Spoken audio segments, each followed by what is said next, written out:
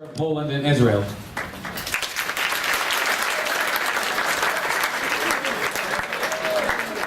We also welcome Mr. Shavit Mas, Mayor of Hatimat Municipality, Ms. Ariela Lashover, the school headmaster, and Mr. Amir Zahavi, the head of the school PTA, and Ms. Karen Green, that is also here. And of course, you are great pupils who worked long and hard in thinking teams about a project themed human and civil rights. Our main goal as civic studies teachers is to have pupils learn and discover how much power they have as active civilians who work within a democratic state, especially in Israel. Outside, we saw the presentation of the pupils. For their team projects, and now we have the opportunity and great honor, sir, to hear from you, Mr. Ambassador Piotr Kozlowski. Our schedule will be about 25 minutes, and we will start with some questions we collected from our pupils. The first question is about point of view. How does the Israeli democracy look like in the point of view of an average Polish citizen? You have either that or the other. Do you hear me? Yeah. So first of all, maybe we'll try and fit it.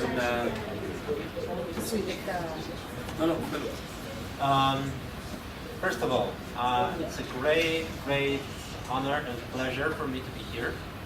Thank you so much for inviting me. This is a great work you have done. I'm very sorry that I wasn't able to see all the projects and to talk to each and every one of you, but it's really fantastic. This is your day. You should be really proud of yourself.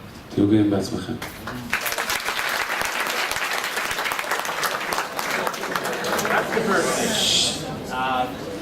The second thing is just a small correction. Unfortunately, or fortunately, I'm not the ambassador of Poland.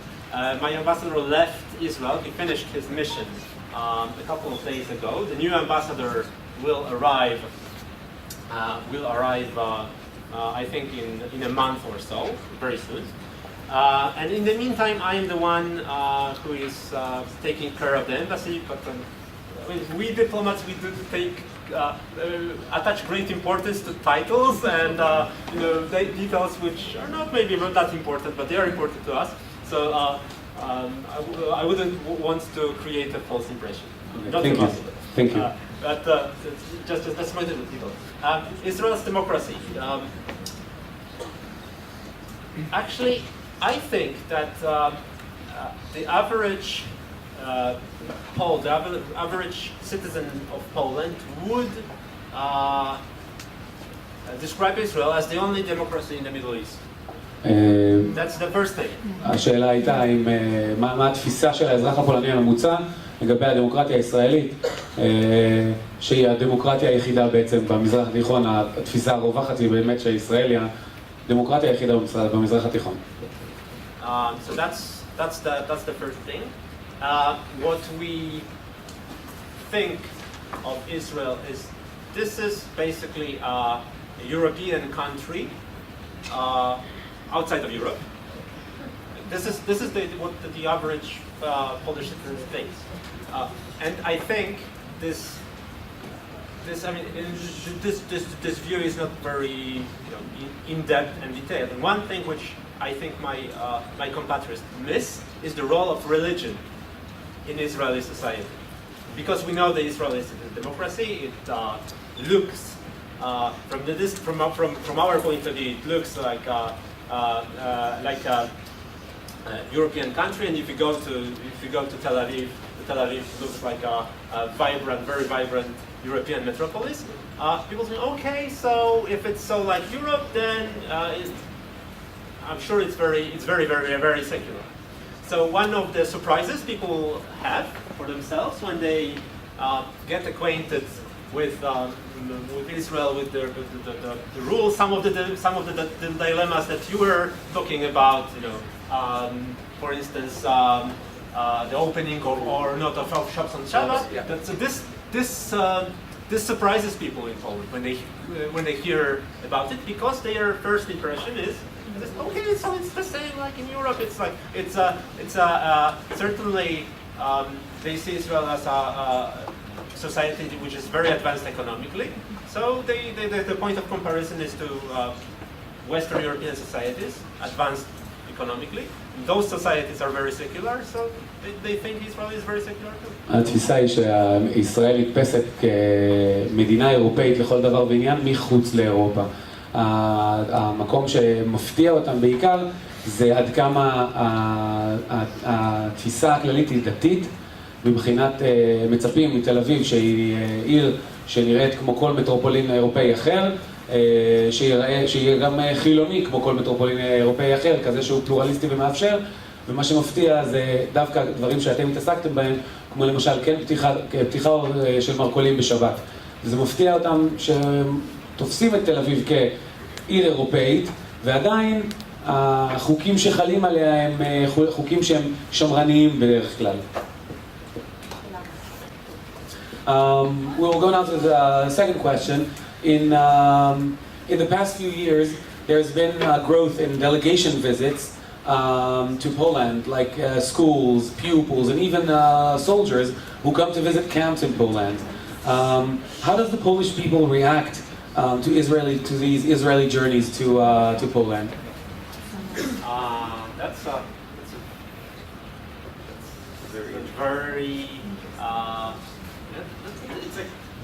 it's as if you have taken a look at my notes, because that's one of the first issues I wanted to mention when I was preparing what to thinking about what to tell you.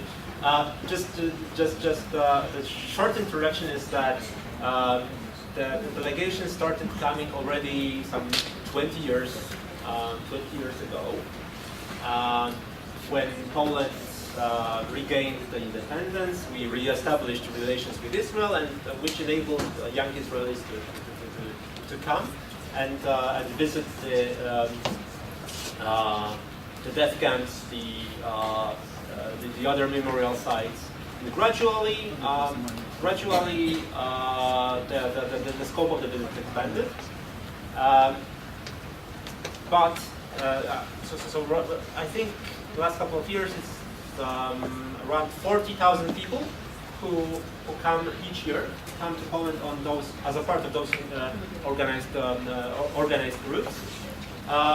But one of the important facts to putting into perspective is that this figure more or less stays the same. It grows but slightly, and whereas let's say 10 years ago, the groups constituted 70% of all Israelis coming to Poland. Now it's 1/4. The number of people coming as members of delegation stays the same or grows slightly, but number of Israelis coming to Poland for any other purpose, just tourists, businessmen, whatever you can think of, this is growing very, very fast. And actually, Warsaw is not only Warsaw is just 4 hours away from you, but many other cities in Poland as well. There are direct flight connections from Ben Gurion to I think 8 various airports in Poland, and this is really impressive, and this is something we both encourage and we are very happy with, because and here I'm returning to your original question. One, I think I would be speaking for the vast majority of Polish citizens. They feel they welcome the Israelis' presence. They want to engage in discussion with them, also about difficult matters. We know that some terrible crimes were committed in Poland. Some terrible crimes were committed in Poland by Polish people also, that happened. We know, we want to discuss it, and it's obviously it's a very difficult number. But despite our efforts, so far only around 30% of those people coming as delegation, they meet their Polish friends. I mean, not friends, but their Polish students, fellow students, like a high school meets a Polish high school, a delegation of young soldiers meets a group of young soldiers. Only 1/3. And we would like this percentage to be much higher.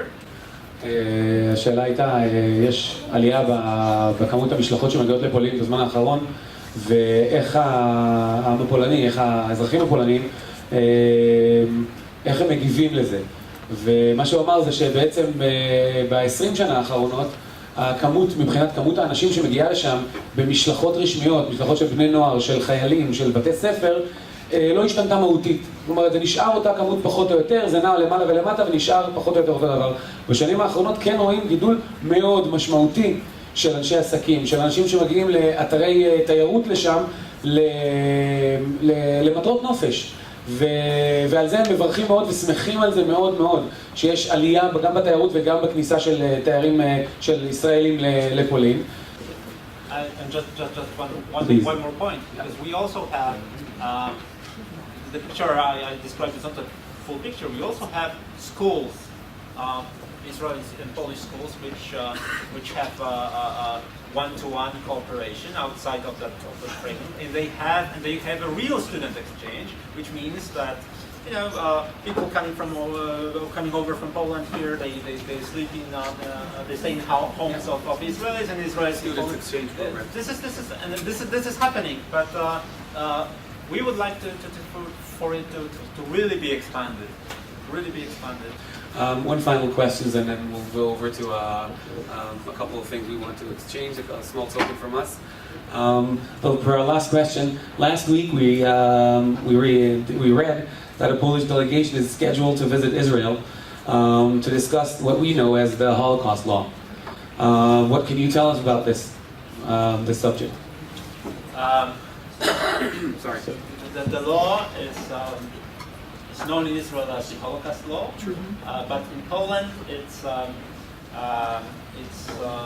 known as the law on the national remembrance. Okay, so that's already a bit of a difference. Of course, it is related to the memory of Holocaust in a very major way, but it's not. I mean, from the Israeli and from the Jewish point of view, that's the important point. But from the Polish point of view, that's not the core idea.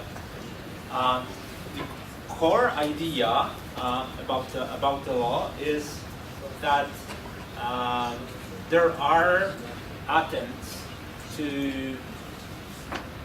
whitewash certain parts of history, not only in relation to the Holocaust, which was committed by Nazi Germany on Polish soil, and yet some